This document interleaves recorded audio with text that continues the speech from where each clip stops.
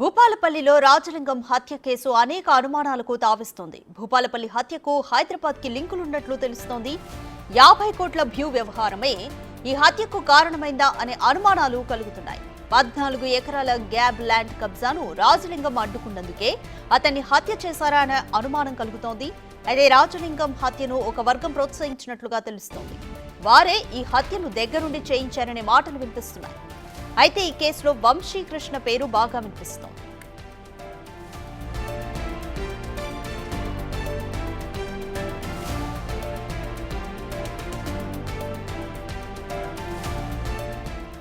భూపాలపల్లిలో 19 ఎకరాల స్థలంలోనే వంశీకృష్ణకు రాజలింగానికి మధ్య లీగల్ ఫైట్ సాగుతోంది. ఇదిలా జరుగుతుండగా కాళేశ్వరం అవినీతిపై కూడా రాజలింగం పోరాటం చేస్తున్నాడు. ఈ క్రమంలో ఒక్కసారిగా రాజలింగం హత్య కావడంతో పెద్ద కలకలమే రేగింది. అసలు ఈ హత్య ఎందుకు చేశారు, దేనిని ఆశించి చేశారు, ఈ హత్య వెనుక అసలైన కుట్రదారులు ఎవరు అనే ప్రశ్నలు కలుగుతున్నాయి.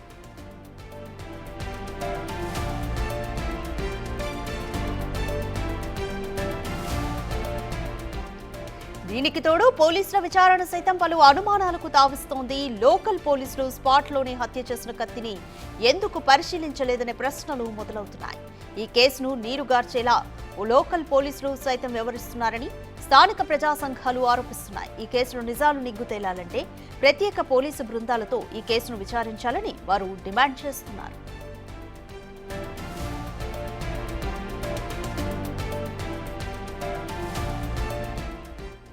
మరోవైపు ఈ కేసుపై సీఎం రేవంత్ రెడ్డి సైతం ప్రత్యేక దృష్టి పెట్టి నిందితులను పట్టుకోవాలని ఆదేశించడంతో ఈ కేసులో కదలికలు వచ్చినట్లు తెలుస్తోంది. అయితే కాళేశ్వరం విచారణకు ముందు ఎందుకు ఈ హత్య జరిగింది?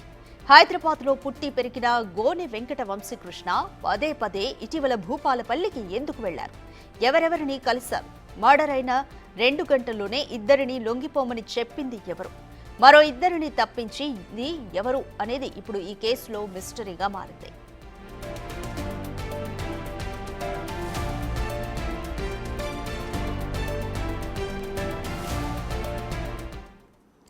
రైట్, మోర్ డీటెయిల్స్ మా ప్రతినిధి వేణు అందిస్తారు. వేణు, రాజలింగం హత్య కేసుకు సంబంధించి అప్డేట్స్ ఇప్పటి వరకు ఏ విధంగా ఉన్నాయి? భూ వ్యవహారంలోనే ఈ హత్య జరిగిందనుకోవచ్చా? మొత్తంగా దాదాపు 72 గంటలు పూర్తయినా కూడా 20 మందికి పైగా అనుమానితులను నిందితులను విచారించిన తర్వాత మరికొద్ది సేపట్లో భూపాలపల్లి ఎస్పీ కిరణ్ ఖారే మీడియా సమావేశం నిర్వహించి నిందితులను మీడియా ముందు ప్రవేశపెట్టబోతున్నారు. ఇందులో లోతుగా దర్యాప్తు జరుపుతున్న కొద్ది కూడా పోలీస్ స్టేషన్ ఎదురుగా ఉన్నటువంటి 4 గుంటల భూమి పంచాయతీ తగాదాలోనే హత్య జరిగిందనేటువంటి భావన ద్వారా మొదట భావించారు. కానీ ఆ తర్వాత మెయిన్ కుంపల్లి వద్ద ఉన్నటువంటి ప్రధాన రహదారికి ఆనుకున్నటువంటి మరో 18 గుంటల స్థలము, ఆ తర్వాత మరింత లోతుకు వెళ్తున్న కొద్ది కూడా దాదాపు 50 కోట్ల రూపాయలు చేసే 10 ఎకరాల స్థలానికి సంబంధించి భూ వివాదమే హత్య కారణమై ఉండొచ్చు కూడా భావిస్తున్నారు. అయితే కేసుకు సంబంధించి పూర్తిగా రాజలింగం కేసు అంతా రాష్ట్ర వ్యాప్తంగా సంచలనం సృష్టించిన నేపథ్యం లోపల దీనిపై అటు రాజకీయ ప్రకంపనలు కూడా వచ్చాయి. సో దీంతో పోలీసులు కూడా కొంత గోప్యంగా విచారణ అయితే కొనసాగించారు. దాంతో పాటుగా బీఆర్ఎస్ నేతకు లింకులు బయటపడము, హత్య జరిగిన తర్వాత నిందితులు ఆ బీఆర్ఎస్ నేతతో మాట్లాడము, బీఆర్ఎస్ నేత కూడా